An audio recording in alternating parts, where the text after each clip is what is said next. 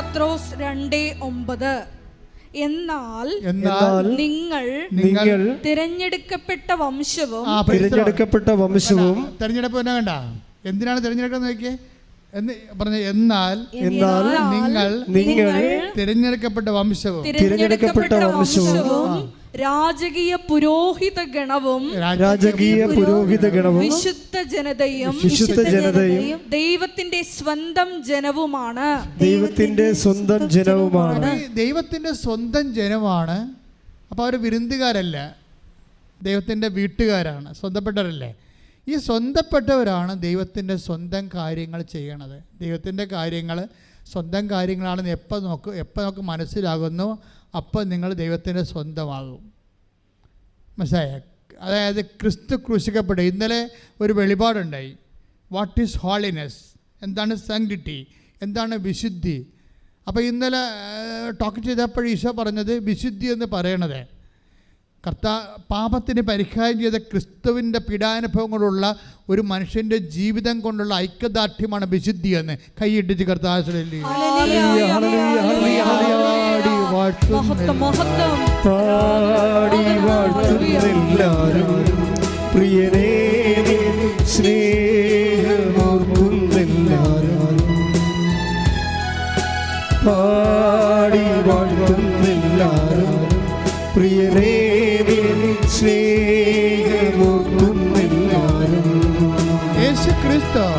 യേശുക്രിസ്തു നിന്റെ പാപത്തിന് വേണ്ടിയാണ് ക്രൂശിക്കപ്പെട്ടതെന്ന് നീ വിശ്വസിക്കുകയും പാപത്തെ നീ ഒഴിവാക്കാൻ വേണ്ടി ക്രിസ്തുവിൻ്റെ പീഡാനുഭവത്തെ അടിസ്ഥാനപ്പെടുത്തിയാൽ നീ ക്രിസ്തുവിൻ്റെ സ്വന്തമാകും. അപ്പോൾ ദൈവത്തിൻ്റെ സ്വന്തമാകാൻ വിളിക്കപ്പെട്ടവരുമെന്നാണ് കർത്താവിൻ്റെ വചനം വിശ്വാസി വിവക്ഷിക്കുന്നത്. അതുകൊണ്ട് തന്നെ റോമ 1:6 എടുത്ത് ശ്രുതിക്കട്ടെ. ഹല്ലേലൂയ ഹല്ലേലൂയ ഹല്ലേലൂയ ഹല്ലേലൂയ ഹല്ലേലൂയ യേശുവേ നന്ദി. ഹല്ലേലൂയ ഹല്ലേലൂയ ഹല്ലേലൂയ ഹല്ലേലൂയ ഹല്ലേലൂയ ഹല്ലേലൂയ യേശുവേ ആരാധന ആരാധന ആരാധന ആരാധന. റോമ 1:6 യേശുക്രിസ്തുവിന്റെ സ്വന്തമാകാൻ വിളിക്കപ്പെട്ടിരിക്കുന്ന നിങ്ങളും അവരിൽ ഉൾപ്പെടുന്നു. അതായത് മനുഷ്യന് ഒറ്റ വിളിയേ ഉള്ളൂ. നമ്മളെ we are speaking about the call and selection അല്ലേ. വിളിയും തിരഞ്ഞെടുപ്പിനെ കുറിച്ചാണ് പറയണത്. പക്ഷേ വിളിയെന്ന് പറഞ്ഞാൽ എന്താണ്? യേശുക്രിസ്തുവിൻ്റെ സ്വന്തമാകാനുള്ള വിളിയാണ്. അല്ലാതെ മീൻകാരൻ വിളിക്കണ പോലെ അല്ലെങ്കിൽ ആൾക്കാർ നമ്മൾ വിളിക്കണ പോലെ ഫോണിൽ വിളിക്കണ പോലെ അല്ല. ഇതൊരു കോൾ ടു ഇൻറ്റിമസിയാണ്. അതായത് കോൾ ടു ഓൺനെസ് ആണ്. അതായത് യേശുക്രിസ്തുവിന്റെ സ്വന്തമാകാൻ പ്രാർത്ഥിക്കുക. കർത്താവേ വിശ്വാസത്തിൽ അങ്ങയുടെ പീഡാനുഭവത്തെ അനുസ്മരിച്ചുകൊണ്ട് അതിന്റെ അടിസ്ഥാനത്തില് പാപത്തെ വെറുത്ത് മറ്റു മനുഷ്യരിലെ വിശുദ്ധിക്ക് വേണ്ടി അങ്ങയുടെ നാമത്തെ കൈമാറാൻ എന്നെ സ്വർഗത്തിന്റെ ഉപകരണമാക്കി നിന്റെ ഉടമ്പടിയിലൂടെ നിന്റെ സ്വന്തമാക്കുന്നതിനെ ഓർത്ത് നന്ദി പറയുന്നു. യേശുവേ സ്തോത്രം, യേശുവേ സ്തോത്രം, നന്ദി, യേശുവേ നന്ദി, ആരാധന, യേശുവേ ആരാധന. ഹല്ലേലൂയ ഹല്ലേലൂയ ഹല്ലേലൂയ യേശുവേ നന്ദി. ഹല്ലേലൂയ ഹല്ലേലൂയ. അതായത് 1 പത്രോസിന് 2:9 നമ്മൾ വായിച്ചതാണ്. വിളി എന്താണ്? യേശുക്രിസ്തുവിനെ സ്വന്തമാകാൻ വിളിയാണ്. ആ വിളിയിലൂടെ എന്താണ്? റോമ 1:6 അനുസരിച്ച് സ്വന്തമാകാൻ വിളിയാണ്. പക്ഷേ 1 പത്രോസ് 2:9 അനുസരിച്ച് കൊണ്ട് രാജകീയ പൗരോഹിത്യത്തിലേക്കുള്ള വിളിയാണ്. നമ്മളെ വിശ്വാസം സ്വീകരിക്കുന്നവർ കൂടി ക്രിസ്തുവിൻ്റെ സ്വന്തമാകുകയും ക്രിസ്തുവിനെ ലോകത്ത് കൈമാറാൻ വേണ്ടി പൗരോഹിത്യ അഭിഷേകം സ്വീകരിക്കുകയും ചെയ്യുകയാണ്. അപ്പം നിങ്ങൾ നോക്കുമ്പോൾ ഞങ്ങൾ മിനിസ്റ്റീരിയൽ പ്രീസ്റ്റ്ഹുഡാണ്, ശുശ്രൂഷ പൗരോഹിത്യം. നിങ്ങൾക്ക് എന്താ? പൊതു പൗരോഹിത്യമാണ്. അപ്പോൾ ഈ പൊതു പൗരോഹിത്യം ആക്ടിവേറ്റ് ആകണം എപ്പോഴാണ്? ഇപ്പം ജെസ്സിയെ ഞാൻ എന്തോ ഇത് പറയാൻ കാര്യം, ആ നഴ്സിംഗ് സൂപ്രണ്ടിൻ്റെ സാക്ഷ്യങ്ങളാണ് ജെസ്സി അഗസ്റ്റിനല്ലേ. അത് പൊതു പൗരോഹിത്യം അവർ ചെയ്തിരിക്കണത്. കാര്യം അവരതിനെ ഫോളോ അപ്പ് ചെയ്യുന്നു. അവരെ ക്രിസ്തുവിനെ കൊടുക്കാനൊരു പഴുത് കണ്ടാൽ വിശ്വാസത്തോടെ അവർ കൊടുക്കാൻ തയ്യാറാകുന്നു. അത് ഏത് രാജ്യത്തായാലും ശരി, ഏത് പ്രതികൂല സാഹചര്യങ്ങളായാലും ശരി, വർദ്ധിച്ച ആധ്യാത്മിക അഭിഷേകത്തോടു കൂടി അവർ ക്രിസ്തുവിനെ കൈമാറുമ്പോൾ ക്രിസ്തു അതിന് ഉത്തരം കൊടുക്കുകയും താൻ ജീവിക്കുന്നതിന് കർത്താവിൻ്റെ പുനരുത്ഥാനത്തിന് സാക്ഷിയാക്കിക്കൊണ്ട് അതുങ്ങളെ സുഖപ്പെടുത്തുകയും ചെയ്യുന്നു. കൈയിട്ടിച്ച് കർത്താൻ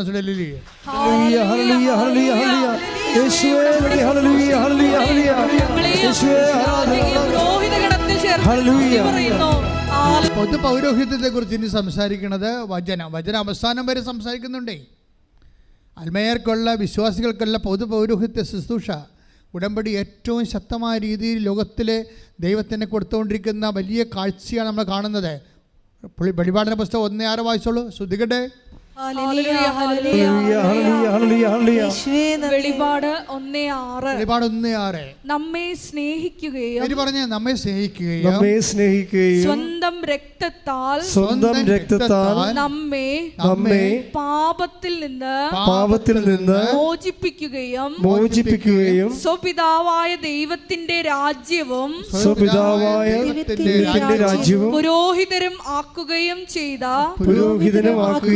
ദൈവത്തിന് മഹത്വവും പ്രതാപവും എന്നേക്കും ഉണ്ടായിരിക്കട്ടെ.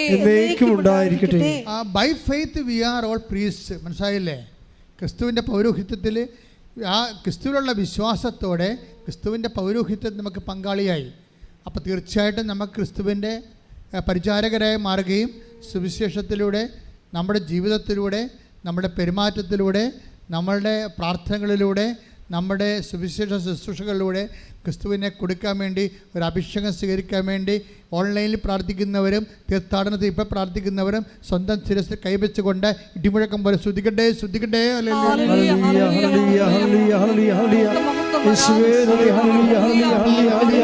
നാമത്തിന് സ്വന്തം ചെയ്യും. അങ്ങനെ ജനത്തിന് പോലെ അങ്ങനെ ആത്മാവിനെ അയക്കണമെന്ന് പ്രാർത്ഥിക്കുന്ന എവിടെയെല്ലാം അങ്ങേ കണ്ടുമുട്ടുവാനും കൊടുക്കുവാനും കർത്താവിൻ്റെ കരുണ മക്കളിലേക്ക് ആവശ്യിക്കുവാനും ദൈവത്തിൻ്റെ കരുണ അവരിലേക്ക് ആവശ്യിക്കട്ടെ. കർത്താവ് നിന്റെ തിരുമുറുപാടുന്ന വലത് കരത്താൽ ആണിപ്പെടുത്താറുന്ന അത്ഭുത കരത്താൽ ഓരോ മകനെയും മകളെയും സ്പർശിക്കണമേ.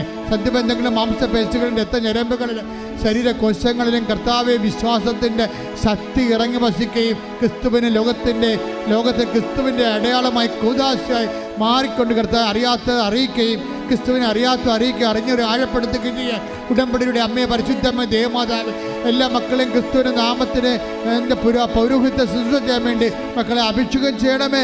ശ്രുതിക്കട്ടെ.